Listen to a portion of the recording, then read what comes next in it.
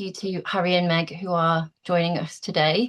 Um, could we start with Harry? Would you mind just kind of a very brief introduction to who you are, where you're from, what your kind of background is? Sure. Hi, everyone. I'm Harry. I'm the head of events and community fundraising at Prostate Cancer Research. I've been at PCR for 3.5, 4 years now, and was previously working in peer-to-peer public fundraising roles at Shelter and Action Against Hunger for the last 10 or so years. Yeah. Thank you. And how about you, Meg? Hi everyone, nice to meet you. I'm Meg. I'm the Senior Bespoke Events Manager at PCR. I've worked there for about 2 years now, and previously I've worked at Age UK Shelter, where I actually met Harry, and Pancreatic Cancer UK, and have done all things event and community fundraising during that time as well. And nice to see some familiar faces on the call. Brilliant. Yeah, thank you so much. So just want to jump in and kind of ask you to, can you describe the kind of context that you were working with when we first started working together and a little bit of how that's evolved over time? Sure. So yeah, I'm starting with this bit as when we first started working together with Julia, Meg hadn't joined us yet. And I suppose the context really that we came into this entire process of reflecting on our ways of working and working together with Tilt was quite a difficult and protracted ongoing situation with team capacity, team availability. We had several members of the team on unexpected leave, and there were some weeks or even days where we didn't always know how many or which team members would be working. So I suppose that's like the real top line without getting into any details, general context of what was happening, which, as you can imagine, made things really difficult.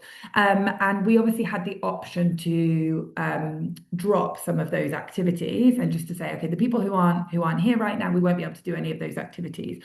That was something that we were kind of naturally wondering if we needed to consider, which would have had a real impact on what we were trying to achieve. And sort of the other piece of context is that PCR as a charity was hugely growing at the time. We had a huge surge in awareness of the organization profile of the cause prostate cancer in the media.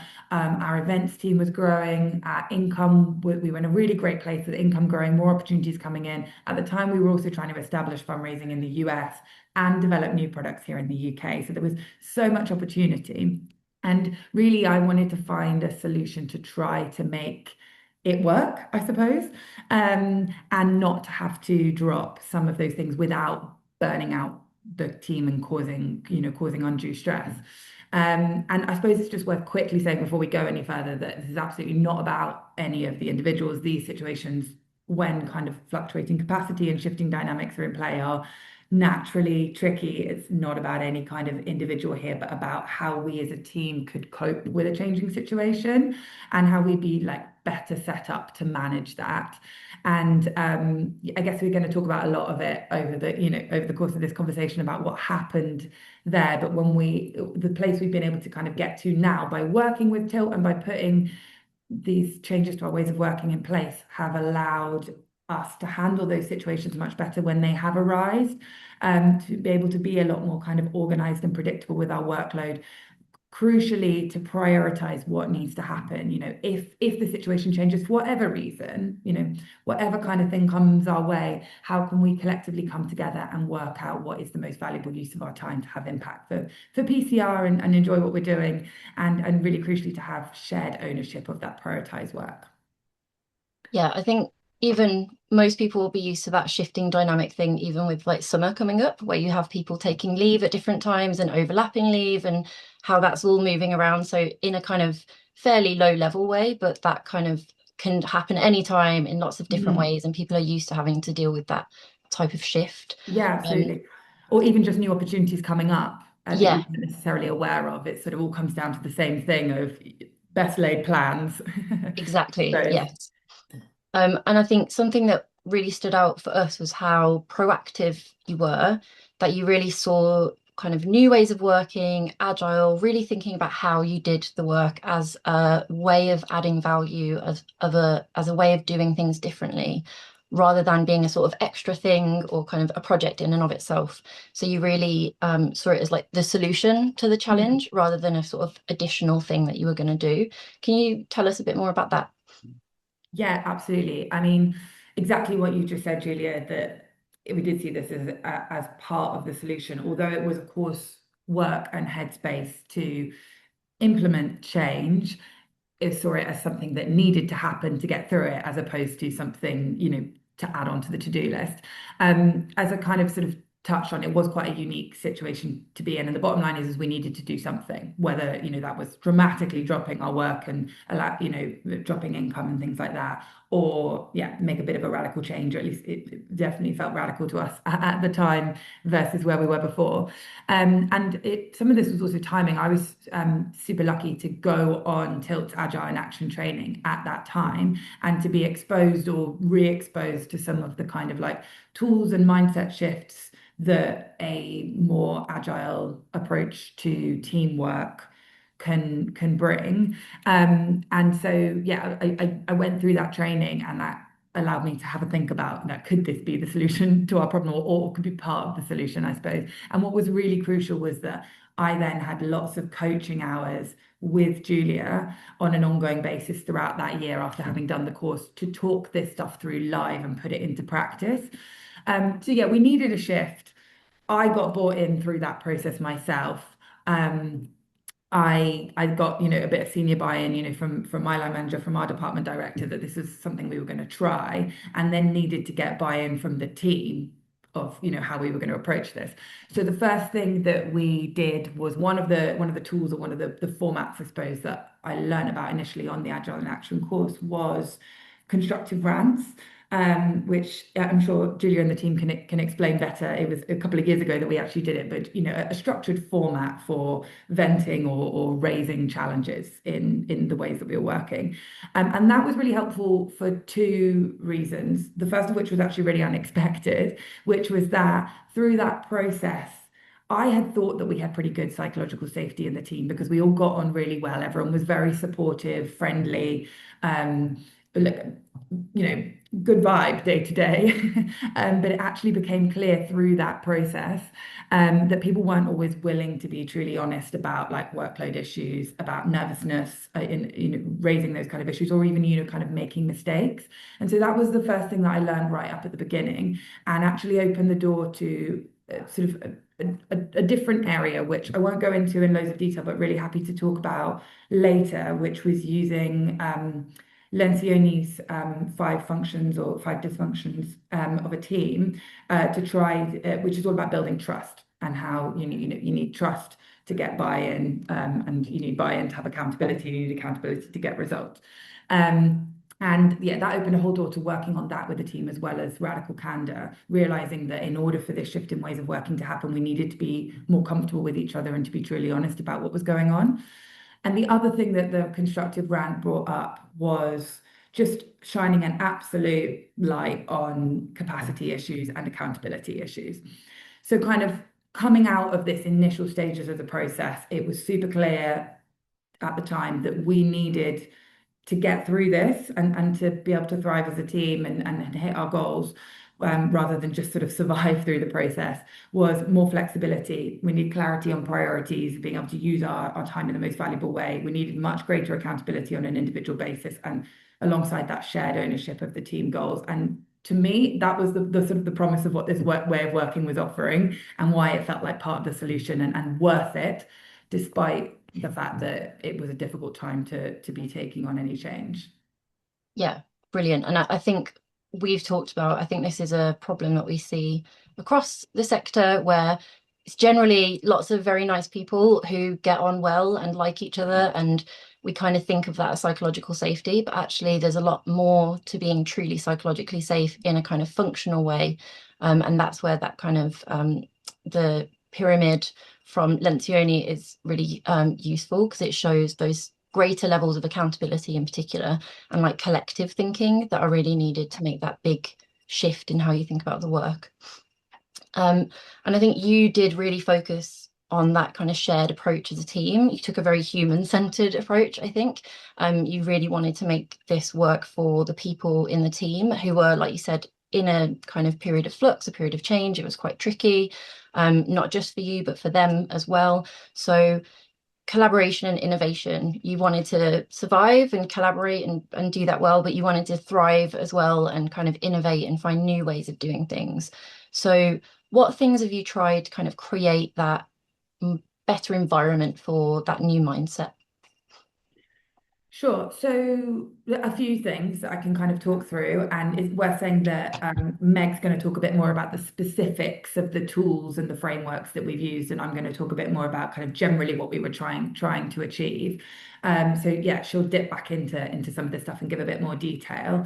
But the first and like I've already said, utmost front and center was collective ownership of our workload. We were in a situation at the time, but partly because of how our team structure was set up, partly because of the issues that I mentioned before, where almost everything was being filtered through me, and therefore, yeah, I was a massive bottleneck for the team, and it wasn't a very sustainable situation. And I really wanted to create an environment where we all felt equally responsible for the team's goals together, rather than everyone having their own siloed areas of it, and then me being the one kind of needing to kind of coordinate that and move that forward. And part of the process of doing that was bringing collective kind of prioritization out into the open through what Meg's going to talk about, through kind of sprint planning and goal setting and using Trello boards and things like that. And really that increased visibility of the workload and us all being kind of proactively on the same page about what we were doing and why helped prompt me to kind of ask the right questions and ensure that we were sort of all working towards the same goal, rather than being the person who was making the decisions and being in as much of the doing of the doing, if that kind of makes sense. And so linked to that really was our approach to goals. And something I learned quite early on with Julia's support for sure was that the sort of the pure theory, if you like, the methodology of setting agile goals that I learned about in Agile in Action didn't necessarily apply to us in practice. As much as I would like to say, like, let's be brutal about priorities, and what's the one thing that for a 2 or 3 or 4 week period we're all as a team going to focus on, that was not realistic for an events and community team and the activities we were doing. And by trying and failing to do that, we learned that lesson, but also was noticing that's where I was sort of losing the engagement of the team in the process, because it just didn't make sense to them, and we'd spend time coming up with goals that then actually weren't reflective of what they were doing day to day.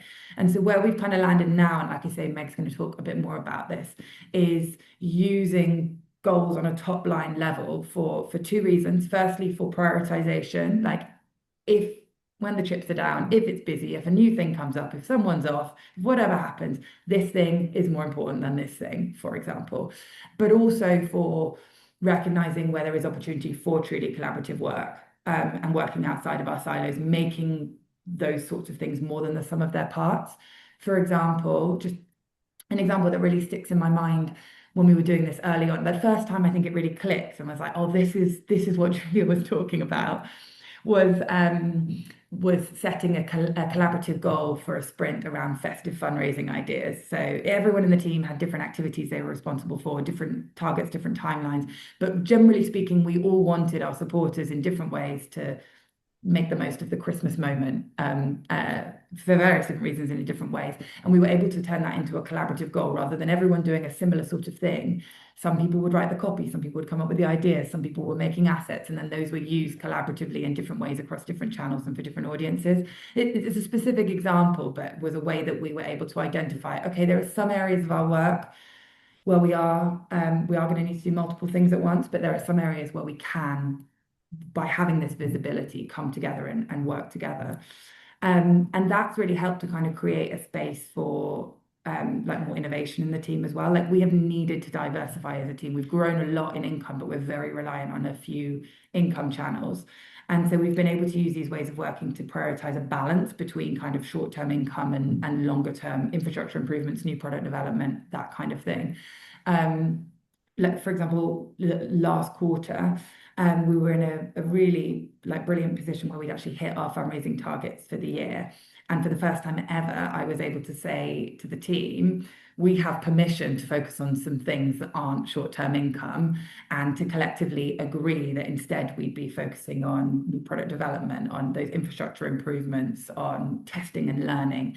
And that I don't think would have been possible without working in this way, because we wouldn't have been considering our work outside of what we're each doing as individuals on our daily to-do lists. So that felt like a really big shift for us. And then I guess the final thing I would say is, in terms of that, like developing the shared approach to the team, is kind of what that's meant for the people in it. And has been really important from the very start to create a space for feedback. This was quite a radical shift for us to suddenly be talking openly about, you know, what are you going to achieve today and why are you accountable to that? And the next day, why didn't you do it? And that sort of thing. Meg will talk more about how we tried to collect feedback through the process of retros and things like that.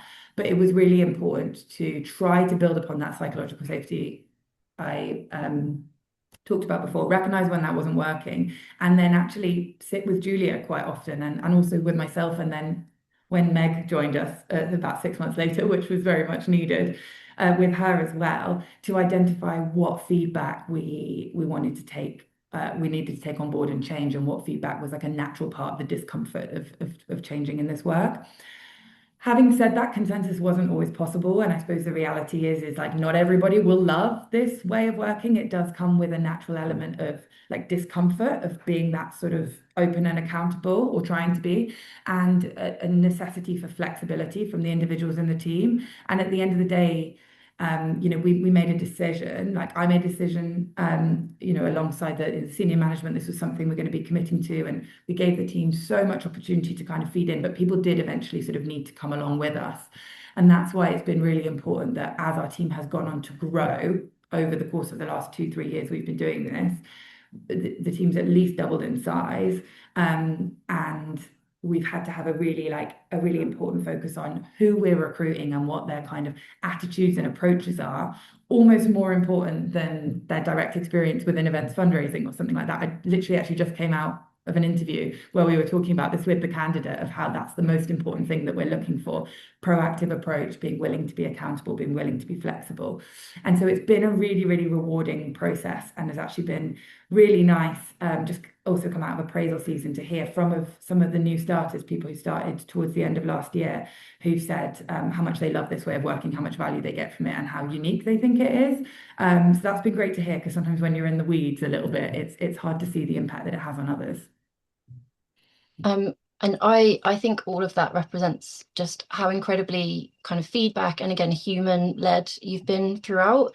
It really has been about making it work, really building those feedback loops and being incredibly responsive to that feedback, even when, like you said, you can't always have consensus. The feedback isn't always going to be consistent for every single member of the team, but it's how do I synthesize that and kind of use that. And I think demonstrating transparently that you are receiving the feedback, this is what I'm doing in response, this is what we're trying, that is part of psychological safety, is building that pattern and that model of, I receive feedback and I do something with it. It might not be exactly what you wanted, it might not be 100% your kind of idea versus somebody else's, but I am listening, I am responding, and we're kind of figuring out our way forward together. And I think that was really present throughout this kind of process, and I think that's why it's been so successful. It would be great, Meg, to hear from you about everything that Harry has described. Kind of, what was your personal experience with those shifts as a kind of team member? Yeah, definitely. Yeah, I think personally it really helped me kind of develop within my own leadership skills, because it really allows the junior team members to have autonomy and trust across the team. And so when I joined, as Harry sort of mentioned, it was a real change period in the team, and there was lots of moving parts, and it enabled me to kind of really get stuck in, knew what our priorities were, and really give that, like, as I said, like trust across the team, and yeah, just a really like transparent line of communication as well. So I think that's really how it's had a bit of a personal impact on me as soon as I started. And I do think, just linking back to what Harry said previously about kind of bringing in the people who've got the right mindset, the right approach, almost more so than the direct experience. I think the way that you were able to hit the ground running as somebody with that mindset, with that approach, it really kind of showed how it allowed you to fly, because you did immediately straight into a leadership role, straight into really guiding and supporting the team, very, very easily integrated and kind of leading people with ways of working, things like that. And so it really does show how that space was there. And then that kind of, you just took that opportunity and absolutely ran with it, which is like exactly what you want to see, and really getting the best out of people. And I think that was really clear with you. You've obviously, no problem. I'm gonna blush. You've been working very in terms of hands-on kind of ways of working and trying lots of things and testing things with the team. So could you tell us a bit more about kind of how you've implemented and embedded those new ways of working, what you've tried, what's worked, what you'll be keeping? Yeah, definitely. So Harry's obviously alluded to a few of this as well. And like there are some key tools we've implemented that have really helped us to embed those agile ways of working in a measured way to fit the team as it's kind of grown and personnel have changed. It's not always been easy, but I guess always been a learning, and there's been some real great progress. And actually listening to the session, just both you talk, has been such a nice reflection of it all as well. So yeah, thanks for having us. But I guess one of the first things that Harry did tap into was having this collective ownership. It's been a really important element to the ways of our working, as it's created a space for the team to recognise all areas, events and community fundraising and like the wider portfolio, and see the importance of it all and not just kind of like stick to your lane and feel siloed. We originally set up 2-week shared goal setting sessions and realised this was not actually practical for us for our future thinking and general like capacity planning. So now as a team, we have quarterly goal sessions. So we all come together in a meeting and we all set those goals for that quarter, what we feel like are the priorities, is what Harry was saying earlier. So if someone is on an unexpected leave, we absolutely know as a team what we all agreed to prioritise this quarter and what to really rally around. So also agreeing where best to kind of place our energy to deliver impact. For example, virtual challenges were really performing well for us internally. And so it's really important as a team, we all knew to rally around that project if resource was down, as it was the biggest impact we could give as a team to prostate cancer research at that time. I guess the risk with this is like we don't want the team, and we didn't want the team, like Harry and I are really conscious, to feel like their products are being deprioritized. So their events, however you term them, are being kind of deprioritized and they're not as important. They are important in the way that they're all contributing to kind of our collective success, regardless of what the product is. We want the whole team to feel that the success of it and not just to feel siloed. And this has probably been the biggest, like, and the trickiest shift within this sort of way of working, because lots of individuals work at organizations, which I'm sure I have and loads of us have, where you are responsible for just your area or just your product, and that is it. And you're not feeling that kind of collectiveness. And we feel it's better to be a collective and have collective ownership to ensure we hit our overall goals as a team. Because we have a shared budget as a team and we know our overall income goal in community and events and what we all need to do to contribute to that, so that we can kind of shift onto things that are overperforming when they arise to ensure we're bringing that greatest impact to PCR. Oh, hello, cat. Love that. We've also set up 2-week sprints. So, which is something we've gone back and forth with a lot as a team. We had like 1-week sprints to 4-week sprints, and now we've settled on 2 weeks. It gives us time to pivot our needs more quickly, kind of easily and deliberately, and reset. So every 2 weeks we come together and we set out our plans within those 2 weeks. We all say how many hours we have free outside of meetings. And then we say, what can we actually achieve in those 3 hours? And this might sound really granular and detailed, but actually it helps us really prioritize and know what the team can deliver every 2 weeks. The best shift in this is now the team are coming to our 2-week planning sessions and going, hey, Meg, Harry, I've got X amount of hours outside my meeting time, but my priority list is really long. I'm never going to be able to deliver this. So this helps us sit down as a wider team in that hour. And as a team, we collectively decide what will be dropped. And we're all confident with that and we all agree it. And then if you don't have priority work for all of your hours, it's actually a really good thing. And you can jump onto something valuable for the whole team. E.g., I think we'll all know that like admin stuff always gets deprioritized. So someone can pick that up, which is always handy. We've had some difficulty with some of the team members saying like, I really want clear, specific lists of what they're working on each day to help them as individuals bring the best self to work. So having these 2-week sprints together helps us give each team member the clarity they all need and they wanted to ensure they're linked back to those kind of collective goals and collective ownership I mentioned a minute ago. So to run these sort of sessions, we use Trello boards and Miro boards. We even use Excel sheets. We calculate our hours, we say our tasks, and we put them onto Trello so that we can see what everyone is collectively achieving in those 2 weeks. And we move them across the Trello board to say working on, progress done every day. And I guess just tapping into a couple of more like BAU elements to our ways of working that we've implemented to help us embed Agile, our daily stand-ups and retros. So daily stand-ups are daily, and then our diary now, and this allows the team to kind of have consistent communication and embeds that, again, that shared collectiveness and that collective success. So we can flag anything straight away early in the morning that feels pressing to our goals, and we have to kind of share or reallocate responsibility each morning to ensure our goals are met. We also have retros and reflection sessions. We used to do this every 2 weeks after the sprint, but we realized we did not have capacity for that and it didn't work for us at the time. So we actually reflected on this and changed it to have retros once a quarter to help us kind of learn and shape. So we also send surveys out at the end of every quarter to the team to just capture any thoughts and feedbacks on our ways of working. And also soon I'll be starting to do some one-on-one chats, just casual chats with every team member to just like have more qualitative like data or chats and open conversations about this. The key thing with retros is we're really wanting to capture what is working and what isn't working for the team, and so that we can embed the right agile principles for us. It's always a changing changing thing, and it's really important for us to have the time to reflect, to be able to change to meet the team's needs as the charity grows as well. And I guess finally, one thing we've implemented as a team, and more so Harry, is about opening up job descriptions. So with a conscious effort now, our job descriptions are less focused on specific products and activities and more focused on outcomes rather than products. So you might see in our job descriptions more information about great supporter experience or budgeting, project management, and then it opens up to employ individuals who will adapt to collective ownership pattern better and have more of the skills like proactivity or accountability and having more initiative and getting really stuck in and those kind of learning attributes. Essentially kind of tapping into what Harry said a minute ago about hiring people with more of a flexible mindset and think about how you've helped the team achieve X, Y, and Z rather than what has your specific product achieved or brought in as income.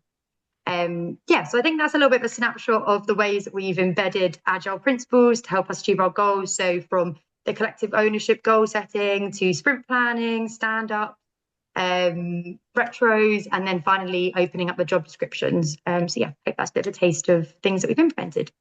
Thanks, Julia. Thank you. And I think it's also just useful to mention, I think the way that you use kind of reflection is a really, really good example of using being kind of purpose-led for tools. So what you found was doing retros in the kind of correct way didn't work for you, but actually what you said was what we need is to know what's working well, what isn't working well, and what we're going to do with that information. And I think another aspect of retros is being very deliberate about building that feedback and the feedback loops into your working so that the team know that it's expected, it's invited, that it's kind of built into the way that you do your work. So it's not kind of wait until there's a problem and then come and tell me, and you might feel anxious about doing that. And I think what you found was the way that we have these conversations at stand-ups, the way that we communicate as a team, building in quarterly check-ins and kind of surveys, actually we're achieving all of those purposes. We don't need to do it in the kind of traditional, it has to be every 2 weeks. You found that actually what you were doing was working better for you to achieve the purpose that retros are for. So I think that is really important. I think people can get very hung up on doing it right rather than doing it in the way that best serves that purpose for you as a team, as individuals. And I think that's a really, really helpful example. Yeah, definitely. And I think alongside that as well, like you don't want agile principles to sort of feel like a tick box. And I think we didn't want to fall into that pattern. I think we may have at some points where we were just doing it because we thought it was the right thing to do. It was about finding the right thing to do for us and making it work. And I think with retros as well, like it's being really clear with the team and saying like this feedback is really important. It doesn't mean we're going to necessarily change everything to meet one person's need, but we're going to adapt and change to like improve and like make the whole team more efficient and make it better for us. So like, it enables that sign of open communication as well, which is really important. Yeah, I think for a while, especially in the early days of doing this, was really like building up like my confidence in like what the team need and how to apply the theory in practice. And that still happens all the time. But you're definitely right, Julia, of thinking about like constantly thinking like what should we be doing, or thinking like what would Julia approve of? Like Yeah. we do quite often say like I think Julia would say in like within our team. And yet kind of learning that confidence of understanding like what we could pick and choose from it has been a really important part of this process. definitely. And I think that's where, if you always come back to the purpose, like what is a retro for? If you're achieving those things without doing the kind of traditional retro format and timing, then that's fine. It's when you kind of say, well, we don't really have time to do a retro, so we're just not going to do it. If you're Yeah. not achieving the same things in another way, then that's a problem. But if you are, which is what you found was, yeah, we are getting what we need actually, and that this is a better way of doing it for us, that's Mm. where you can kind of have the confidence that you're making the right choice rather than just dropping Yeah. something for the sake of it. Exactly. Yeah, I think it's been about being intentional, like choosing what works Exactly. and not just allowing, as you say, capacity or like perhaps some negative feedback to derail us, but trying to understand, okay, like why are people uncomfortable with this? What's actually going on here? And then making an intentional decision, like where possible together, but if not, sometimes having to say, okay, I hear what you said, but we're going to try it this way anyway. Like Yeah, let's reflect and learn together. Yeah, 100%. brilliant. Great. Well, thank you both. And I think we're going to invite some questions now, which I think Ro has been synthesizing from chat, and we'll also invite any additional questions. Yeah, thank you so much. Yeah, if you've got questions, do put them in the chat. If you'd like to ask them on mic, just pop your hand up. Thanks so much for that really interesting conversation. And I know it certainly resonated with my experience uh, of introducing agile ways of working in a team at Amnesty UK, and also then the experiences, the conversations we've had at Tilt with all sorts of people. Just as people are having a think about possible questions, I just one thing that was really striking me was about that kind of culture shift that you've been talking about and navigating that, and particularly the culture shift to learning, reflecting regularly and learning, and something that comes up all the time in the Charity Agile Leaders Club uh, is around kind of that notion of failure or not getting it quite right or trying something to see, knowing that you're going to adapt based on feedback, like what are we going to do now, knowing that it's going to change. I just wonder, what's that experience been like of really trying to foster that culture of learning in the day to day, not just at those kind of, campaign wash ups or whatever it might be. I think it's a challenge that is still an ongoing thing. It's not the natural mindset of most of us or like society, that failure is a good thing or anything like that. So really trying to reframe it for the team, but also for myself constantly, and Meg for you as well. Around like the value in that and being really explicit with it. So saying like, almost setting kind of KPIs or expectations around that. Like we want you to try something. If you fail, or if you learn, like that is a good thing, and that's what this team expects of you, and kind of incorporating that into objectives and quarterly goals as well as the JD. So making sure that that sort of flows through all the different processes and expectations of people in the team, and then celebrating that as much as possible. But it's definitely a tension that's taken some time to get used to, and I often catch myself, especially when we're busy and we've got loads of things going on, and feeling frustrated in the moment of like, oh, why didn't that happen? Or this, that, and the other. And like, I suppose I'm definitely constantly trying to remind myself as well, like, no, no, no, this is valuable because of this. And yeah, I suppose just trying to be honest that it hasn't always been a smooth process to get there. But hopefully me being open about that and Meg being open about that with the team has helped them to feel safer by sharing our own failures or learnings in the process as well. Yeah, because that's fundamental to it, isn't it? Yeah, Meg. Oh, sorry, Ro, apologies. I was going to say as well, like, what I find, I don't know if funny is the right word, but when you do an event, the first thing you do after you've hosted an event is you reflect on it, and you reflect on how well the event went logistically or not, or what was the supportive experience. But like, we kind of shy away from talking about our ways of working and being really open and honest about like what's working well for you and what's that. And I think like being in an events and community team, actually doing retros as part of your actual events has allowed us to maybe have that more open voice as well, which has been really helpful. But I would say as well, like the reflection sessions and having those sessions really, like personally, has been helpful to kind of step back and like not take, oh, like not step in when maybe something's not going well. And I think that's been the most difficult thing, is when like maybe a project's not going well or something like that, like there's a real tendency to kind of step in and help. But actually having those retro sessions to just like voice it out in that session, what could we all done to help each other better, is a nice way of dealing with it as well, not covering up and letting junior team members grow and fail to learn, which we all did as well. So yeah, I think that's been really helpful with it. I would add, like, I think it is tricky because people aren't used to working and thinking in that way. So when they see their leader kind of saying, well, we don't know, let's figure it out together, they think that you've got a cheat sheet hidden and that whatever they say, you're going to kind of give them a mark of like good or bad. And so it takes time. Yeah, exactly. That would be the dream. But it takes time for them to kind of trust that you don't have that, that you really do care about what they're saying. You really do want to hear the negative stuff as much as the positive stuff so that you can genuinely find an answer. Again, that's another level of psychological safety, that maybe the team feel comfortable giving each other kind of critical feedback, but they wouldn't feel confident doing that with their leader. That's a kind of a wall to break through for people. So I think that kind of transition and giving people space to hate it to begin with, and kind of get better at it as they build that trust. I think also not being, I think this is, you touched on this as well, Meg, but not being too led too quickly by negative feedback, and understanding that change is inherently difficult. So if you say, let's do things differently in this way, people are probably going to have a negative reaction to that, even if they actually really prefer it later. So just allowing them to say, I actually hate it, it's really horrible, it's really stressing me out, but then okay, but we're going to give it a chance, and then if we still hate it, then we'll do something different. But actually, let's really, really commit to trying it and giving it our best, and then see how we feel about it.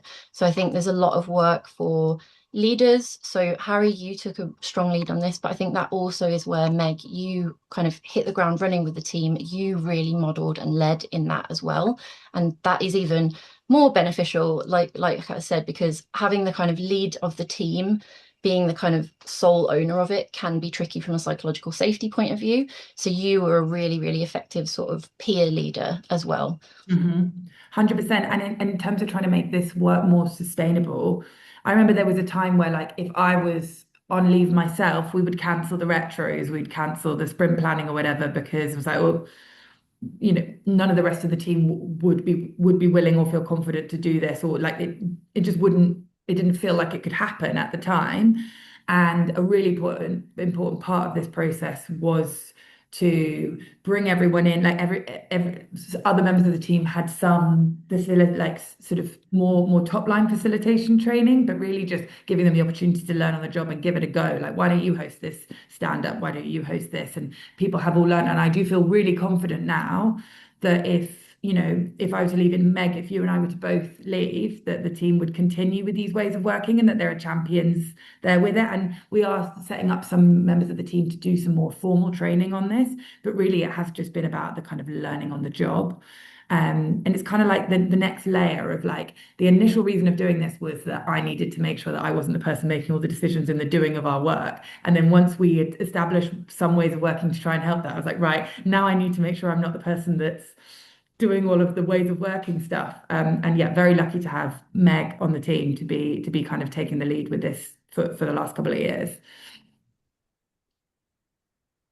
Brilliant. Thank you so much. We've got some really great questions coming in that I know will be on lots of people's minds. So thanks to those folks who've asked them. Like Lorraine has asked, how much do you work with other departments in the charity to set your quarterly goals, objectives, and prioritization. And that question comes in the context that often in charities, departments set their own goals, but they're sometimes in conflict with each other. So if that happened, how did you avoid that conflict? Were other teams using agile ways of working? What was that dynamic with other teams, especially around the goals?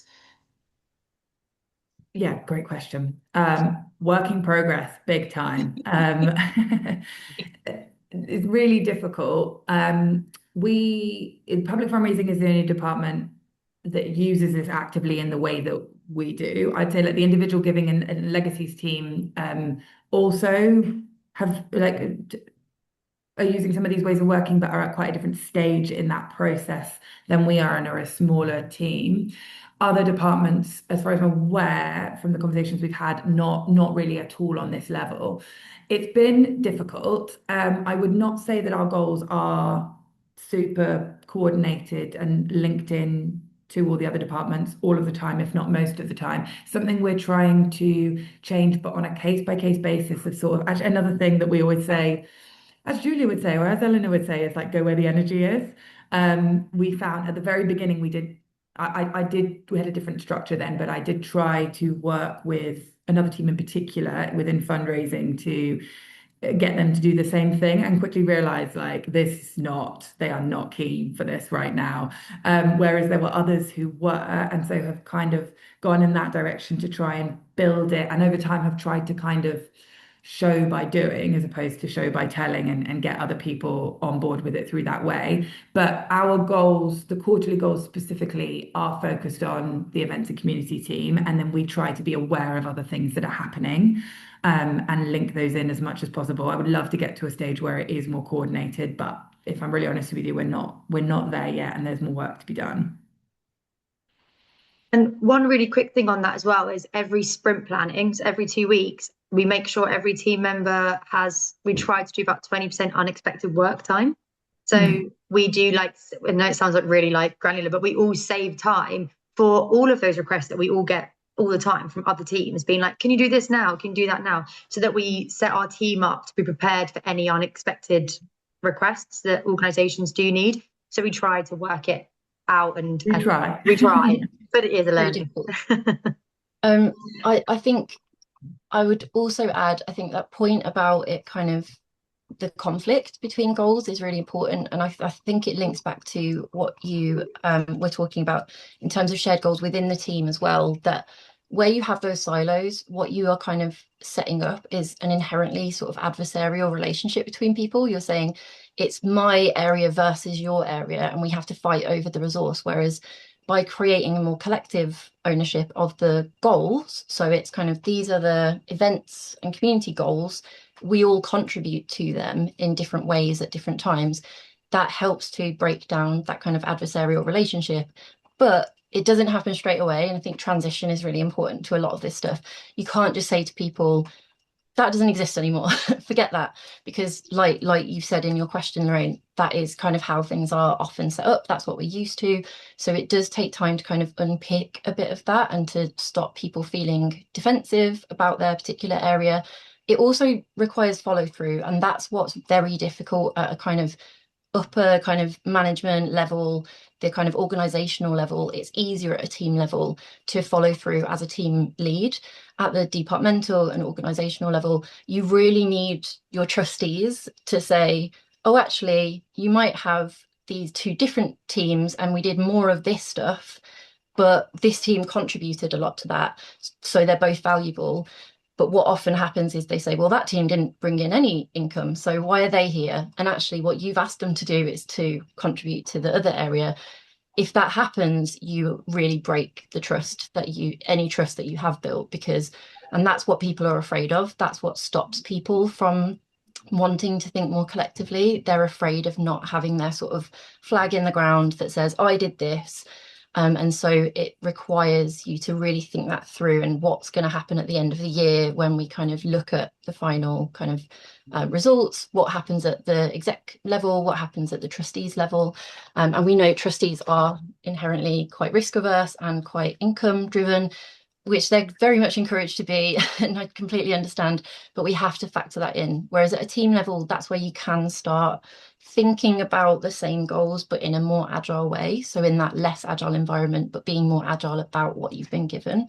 So I do think that that's a really helpful example. And that conflict, I think, is a really, really important thing to keep in mind.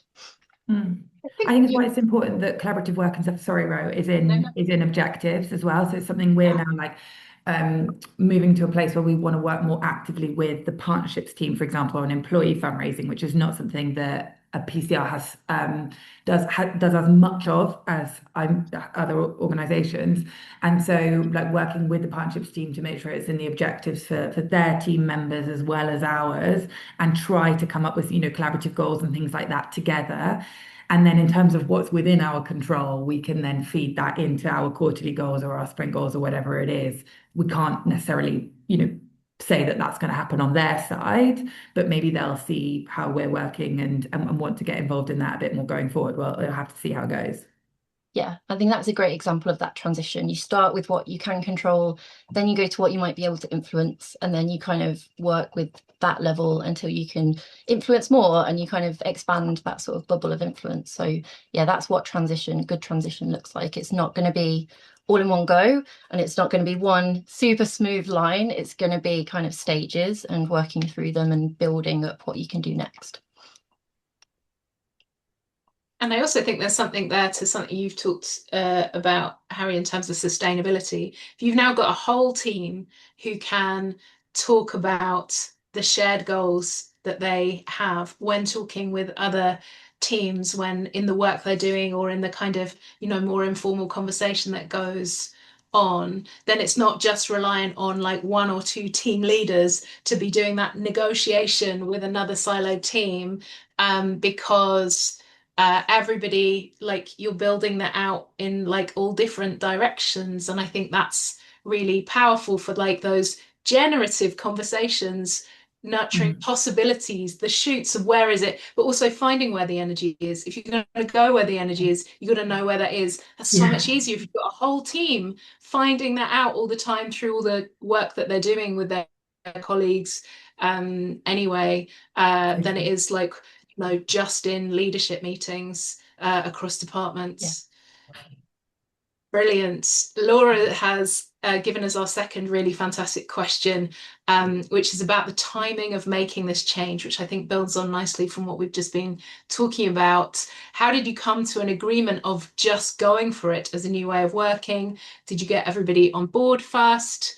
Laura's just thinking about the current to-do lists of everyone and how to start, which is something we talk to people about all the time.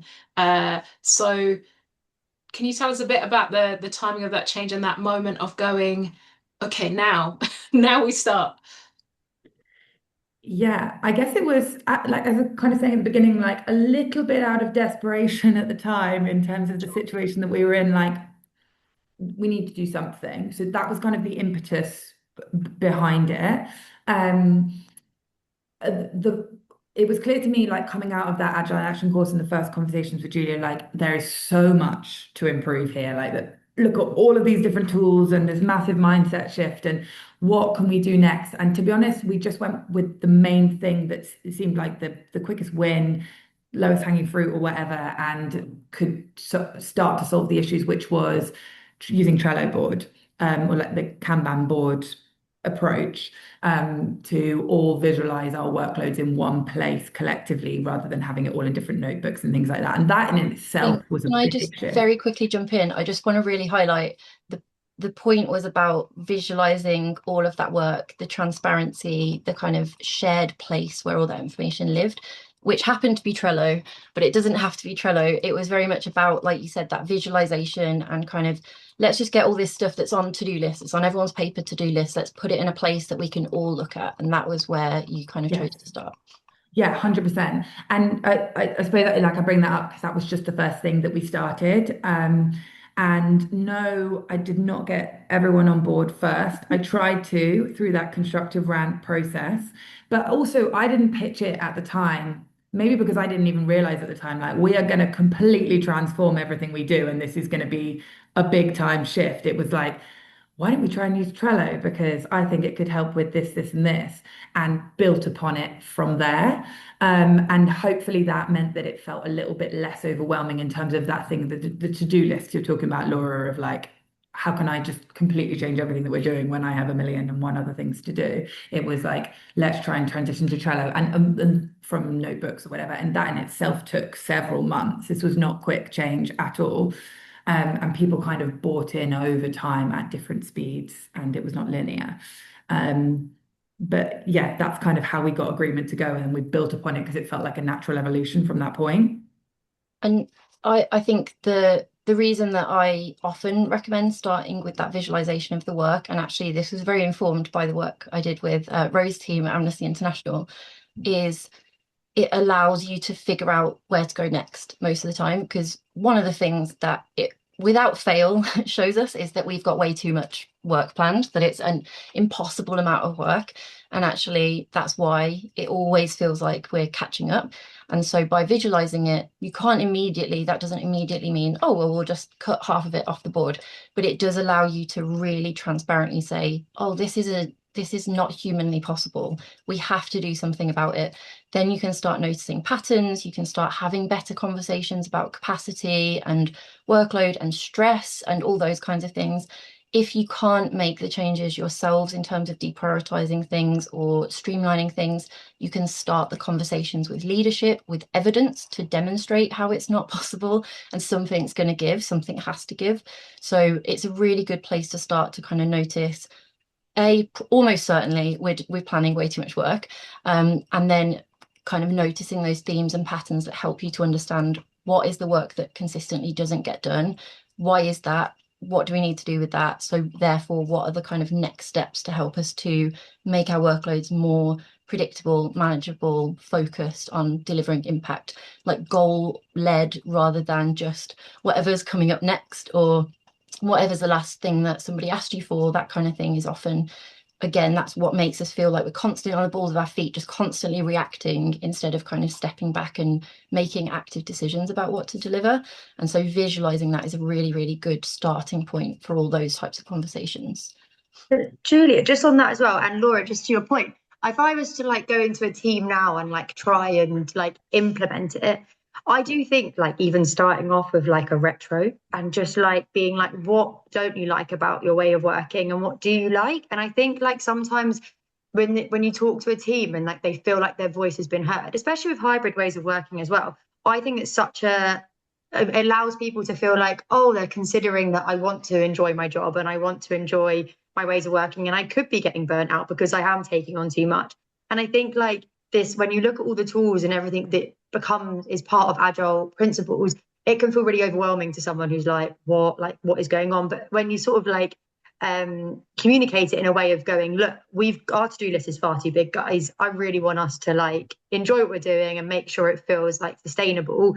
And like voicing that to people, I think people feel more open to try different tools because they're like, oh, this is actually to help me prioritize, even if it doesn't naturally come to them and it is a bit awkward going on for us. We use an Excel sheet to map how many hours we have. Like that sounds bonkers to say out loud, but that for us helps, and it allows the team to go, look, like Meg and Harry really care that I've only got 5 hours in the next 2 weeks out of my meeting time to deliver all of this stuff. Like they actually care about that, and they're not going to put more on my plate. And so I think sometimes just starting with those conversations is really helpful because it makes people feel heard. And I think sometimes that's really important, isn't it? Yeah, and I think that's always our approach is you don't start with what are we going to do? What intervention are we going to have? It's what problem do you need to solve? And then what can we think of that can help us to solve that problem? And then we find out, like you said, it's not necessarily going to solve that problem. It might help and we want to do more stuff, or it might be completely unhelpful and we want to do totally different stuff. But what we're going to do is have a go at trying to solve a problem that you are feeling, are caring about. And so that's why I think the visualization can be a useful starting point, because it helps to really understand the real types of problems that people are facing. That's often what we will do when starting with a team is something like a retro kind of reflection on what do you need? What are you missing? What would be helpful? But I think as you found, Harry, sometimes it can be really difficult for teams who are really in it, really in the weeds with it. It can be hard for them to articulate and understand what the biggest problems are.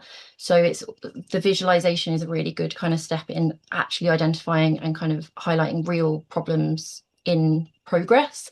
But yeah, I think retros and kind of that reflection together is really important.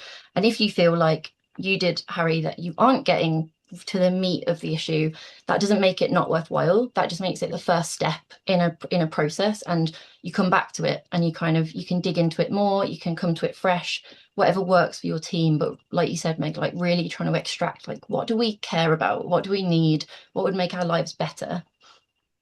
Yeah.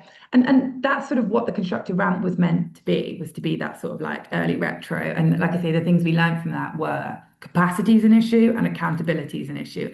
And Julia, I don't remember, but I'm pretty sure it was I'm sure it was you who then said like, let's start with Trello.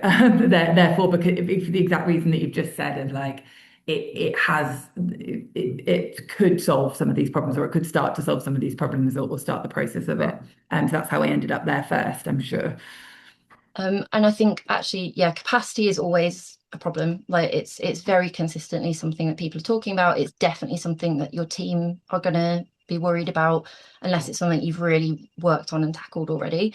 And so I think it's something that you cannot properly tackle if you don't understand what work is happening. And that's the problem with people having their own separate to-do list, their own ways of organizing their work. Too much work is hidden. But also, you've already mentioned, Meg, like all the requests you get from other people, that unplanned work that we don't account for it. So we'll have a to-do list that's already impossible, and then we'll get 20 requests and we'll just add them to the list, and we might put them straight to the top, and then we've bumped everything else down, and all of that is hidden. So we can't meaningfully kind of figure out what to do with capacity, what is possible, but we're just not getting it done because we don't have the right skills, or we don't have enough team members, or it's allocated to the wrong people. And what are the things that we just literally, we don't have time to do everything, so we have to cut some of this stuff. So how do we figure that out? We have to understand everything that is happening, and that's where that visualization comes in. Which brings us very elegantly, I think, to Stephanie's question, which is about what elements of your work don't fit into the agile structure, or do those elements exist? Perhaps tasks that are not shared across the team, but specific to just one person, which is a bit like what you've just been talking about. Is there work going on outside the agile process too, or do you bring it all in? Do you want to go, Meg? I don't mind going first. So I think one thing that came to mind when you said the question was actually when you think about an events and community team, even though we try and be collective, you are also still looking after different areas, whether that's virtual challenges, community fundraising, third parties, it is a structure, isn't it? There's different teams. And so trying to create collective ownership across so many different events in itself doesn't necessarily fit within Agile when you think about it. Like when you see like tech companies do stand-ups, right? They're all working on one project together and it feels more like aligned. And when we're coming to stand-ups, we're all working on like 6 or 7 different projects a day. But what we try and voice is like, actually, it might not fit it necessarily in agile, but actually we try and make it as collective as possible. And I think that's a way that we've kind of worked around it. But yeah, there are obviously lots of tasks that come our way that don't fit into like we work for an organization that is growing rapidly, which is amazing, but it means that opportunities come through the door every single day. And I think the thing that we struggle with all the time, but we're truly trying to improve on, is this sort of line of communication of, look, we've planned our 2-week sprint. This is what our priorities are. If you need us to do this work, what do you want us to drop? And like being really honest with that, like we can't do everything. And so I think that sometimes goes against the agile way, because people are like wanting you to do something straight away. And we're like, we've already prioritized our time. And so I think trying to communicate that and be open with other colleagues in other departments about that as well is the way that we make that work for us. I don't know if there's probably more you want to tap into on that, Harry, but that probably came to my mind straight away. I would No, love no, to just quickly jump in and say that's extremely agile to say we have Yeah. very deliberately set our priorities for all the right reasons. We will receive your information and we will consider whether that changes our priorities. And if it does, we'll pivot. That's agile. But if it doesn't, then we will consider it in the next time that we consider our priorities. That's extremely agile. So I just want to be clear. Because if somebody comes to you with something, they say, we've just found out, like you even had this example, you've got events that are massively overperforming what you expected, so let's carry on, let's invest extra in those and let's bring people in to kind of continue those events. You did that. That's pivoting because you have new information that shows that your priorities should shift. But if you don't have the evidence that that priority supersedes the priorities you've already set, then you wouldn't pivot. You will just consider that next time you deliberately look through your priorities. So that's exactly how agile should work. I guess the way I think about it is I don't see agile as like a thing that we do that's separate to our workload. It's an approach for the work that needs to be done. And so, yes, there's lots of work that might not feel collaborative or might not be collaborative or might not be actively mentioned in our quarterly goals or sprint goals or anything like that, but still needs to happen. But it's still very much part of the process because it defines how many hours we have free to do the other work. Like if something is like business as usual, it might not feel like the most valuable use of our time, but it absolutely has to be done. So that's why we calculate the hours that we have available on a sprint by sprint basis. But factoring those things in, pushing back on them where possible, negotiating, as much as we can. Sometimes that's negotiations happens within the team as well as outside of it. But then we then use the time we have available to then work on those collaborative goals as much as possible. So I don't really see it as like a separate thing, I suppose, but it can feel like a clash when you're doing it, for sure, especially because loads of that stuff, that kind of BAU would sometimes be, in some sprints, would be a really large proportion of the team's work or individual's work. And then it feels like, oh, I'm not being collaborative because I'm doing all of this. But the point is using the time you have available in the best way and doing that together, I suppose. Yeah, I'd say this is like going back to the idea of it's not about taking the tool and just kind of sticking it into the team and like, this is how we do things now. It's about being led by like, what is the purpose? What's the point of agile? And that is being very deliberate about being led by your goals to identify how to focus your energy on the things that will deliver the most impact for those goals, and having that regular cycle of reflection to make sure that you're continuing to do that. Is this still the best way of delivering these goals? Is this still the best, highest impact work? Is this still what we should deliberately be choosing to do? So that doesn't have to be like pure agile. It can look like lots of different things. And I think that realistically, in the charity sector, that is what it's always going to look like. Because like you said, Meg, agile comes from the idea of tech teams doing fairly linear kind of projects where you have to do A before you can do B, and you have a multidisciplinary team who do that 100% of the time over a fixed period of time. We are talking about teams who are delivering similar but different things, kind of related but different things, that are happening all at the same time, that don't need to always happen in a specific kind of linear order. There's much more nuance, much more complexity. So what we should be thinking about, I think Stephanie has said, agile working is not the same as kind of your typical kind of stereotypical idea of what agile is. Working in an agile way is different to kind of pure agile in a vacuum. And what you need to figure out is where and how to compromise from that kind of pure version of agile to make it work really effectively for you, where it's actually adding value. It's a way of doing your work better, like you said, Harry, rather than it being kind of a thing that you're doing at the same time as doing your work. So I think that's really key, definitely.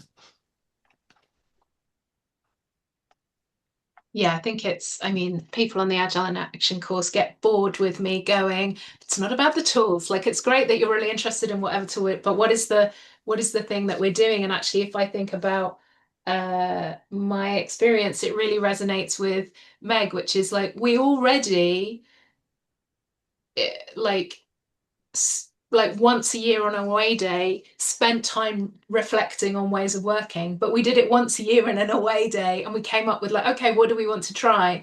And then the power of just going, let's have that conversation, but let's have it like every month or every 2 weeks, and then of course it becomes an informal conversation that's happening all the time.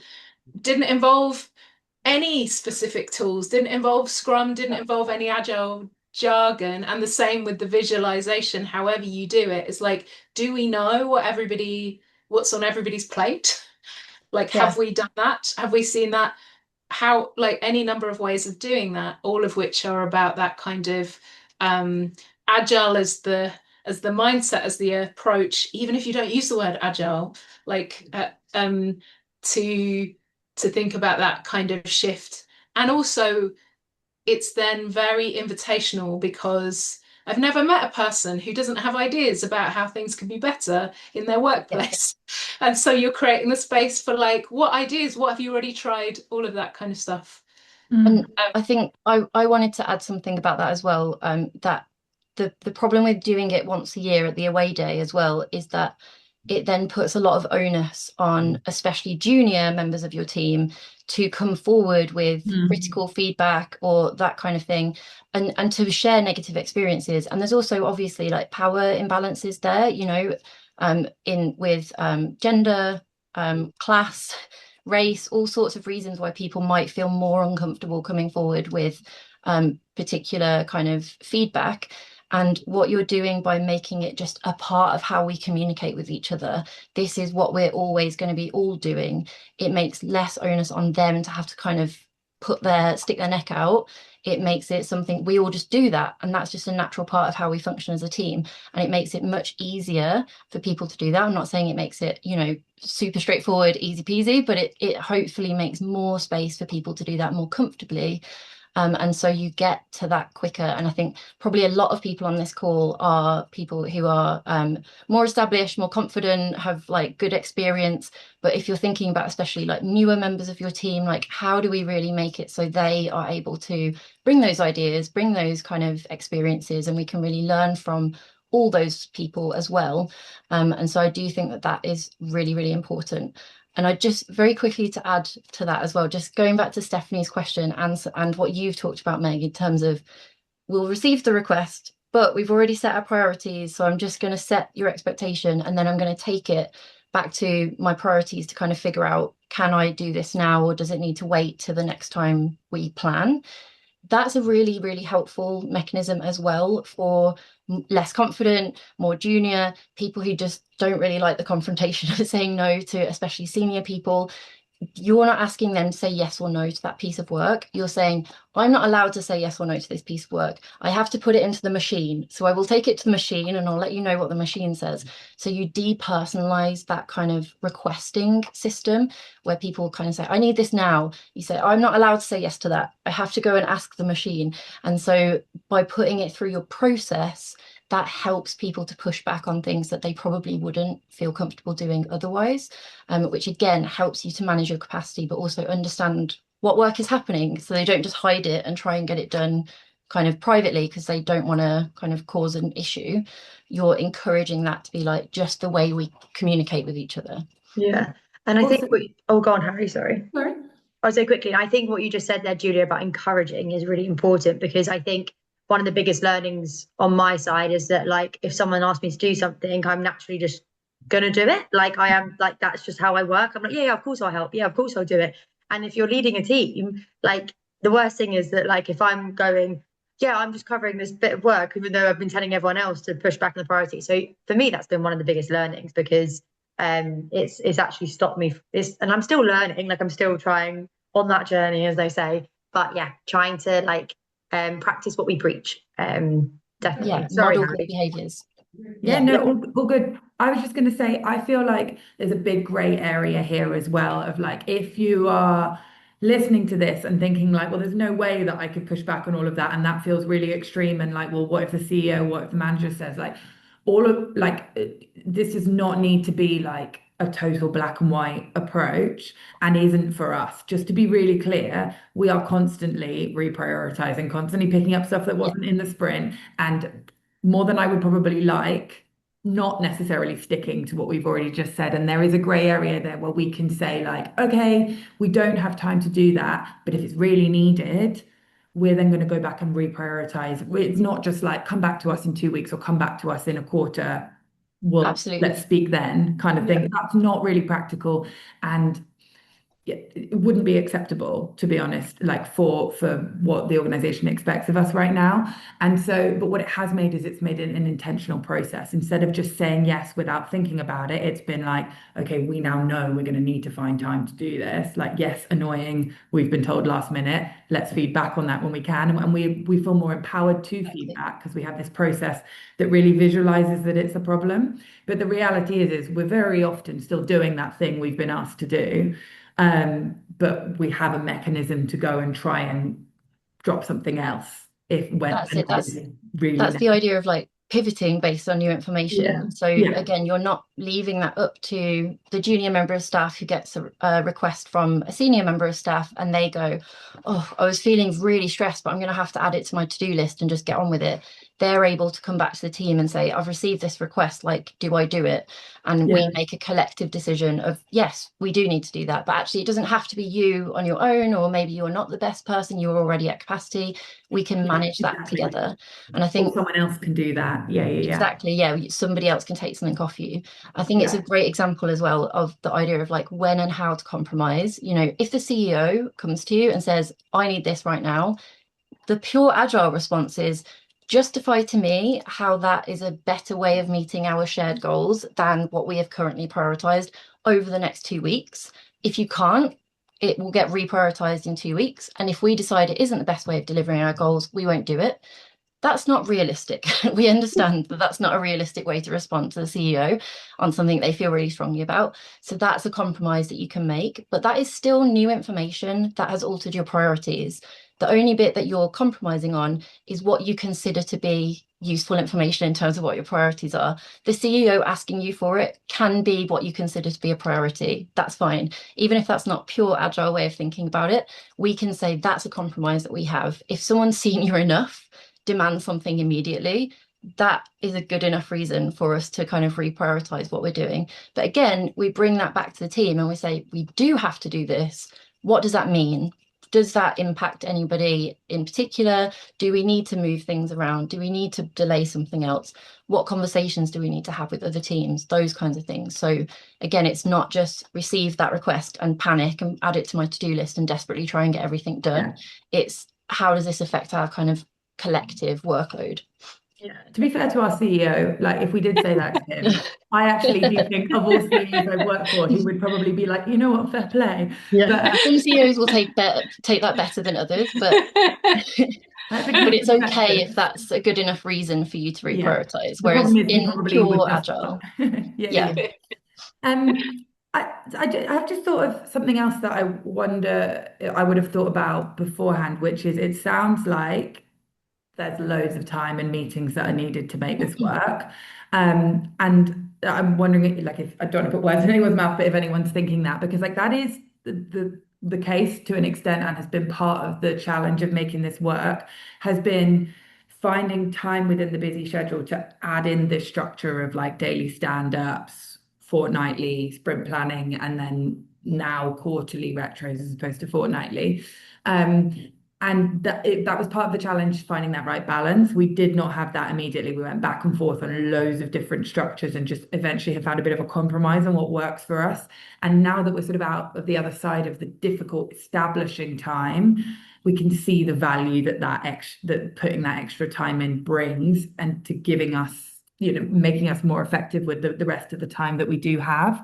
But yeah, I would just say, like, if you did want to give something like this a go and you're starting from scratch, don't feel like you need to put in the whole format straight away, or even the all of the parts of it are going to be right for you. That it is a bit of an incremental process, but kind of once it clicks, or at least for us, you can now see the value in doing that. But it did feel a bit overwhelming the sort of all the different types of agile ceremonies or meetings and stuff that you can have when you already feel really busy. And that's part of the balance, I think.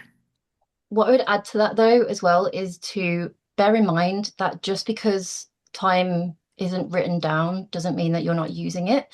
So it can feel overwhelming because you say, oh, it's 2 hours in my calendar. So now that's a thing that exists in the world, but you're still using time to figure stuff out that isn't clear, to have multiple conversations about things that have not been clearly documented, to panic and not know what you're doing because you're too scared to ask, to keep doing things in a really ineffective way because you haven't ever talked about your ways of working. So there's all this drain on your time, but as soon as you see it in your calendar, it can feel overwhelming. It's something we hear from people a lot, but don't underestimate how much time is being wasted or misspent that just isn't documented anywhere. It's not articulated, so it kind of doesn't exist, but it does, and it is wasting your time, and it is, and also it's that kind of stress and strain of constantly being out of time as well. And so that's often why that reaction happens, is people feel so strained with the lack of time that when you try and put more things in, that feels really stressful to them.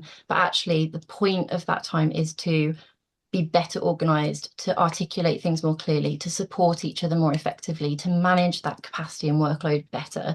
So it does save you a vast quantity of time, hopefully, but it can feel, it's that idea of it like it exists versus the kind of hidden time that I can just pretend doesn't exist.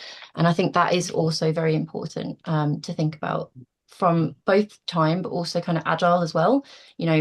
Doing things in a new way does take some time. It takes the stress of change, but ultimately it's also adding a lot of things compared to what you were doing previously. It is trying to solve problems, and it's easy to see what it adds and the kind of difficulty. It's difficult to see what it's kind of resolving and taking away, and the difficulty that was hidden before. The same as, visualize all the work. You suddenly realize, oh my God, this is far too much work. Before it was all hidden and I could pretend that it was possible, but now I can see that it's not possible. And so I think that's true of anything that's not kind of tangible, physical. So agile ways of working, change, time, all those things. As soon as you visualize it, it suddenly becomes quite stressful. But that doesn't mean it wasn't there before. Very true. Thank you so much. Thank you, Meg and Harry, for your kind of generosity and sharing and reflecting so openly and honestly. I think it's really useful for those of us on the call who might be wondering where to start. And kind of we've got some real clear places, but the message is also like, if something's not working, you've got to do something anyway. And this, like, finding this place to start with the retro, start with like visualizing whatever it is, like start the conversation and then get into that cycle. And then perhaps for those of us who are further on in our agile journeys, just that reflection on some things take time, including our own confidence as leaders, kind of getting used to, we don't have all the answers, but we're kind of holding this and we're trusting the process and we're letting it unfold and creating the space to gather reflections and decide together what our collective priorities are and decide together what we want to try, what's working, what's not working. I've particularly loved the granular detail, Meg. That's not a surprise because I love like the nerdy detail of like, we tried it this way and this wasn't quite the right cadence. So we tried it at 3 months, and that, and that experimentation is so key to an agile way of working, but it's also quite enjoyable and helps people feel kind of heard and ownership over that, so it's not happening to them. So thanks so much to both of you. Thanks, Julia, for your questions and insights, and also to Leanne in the chat.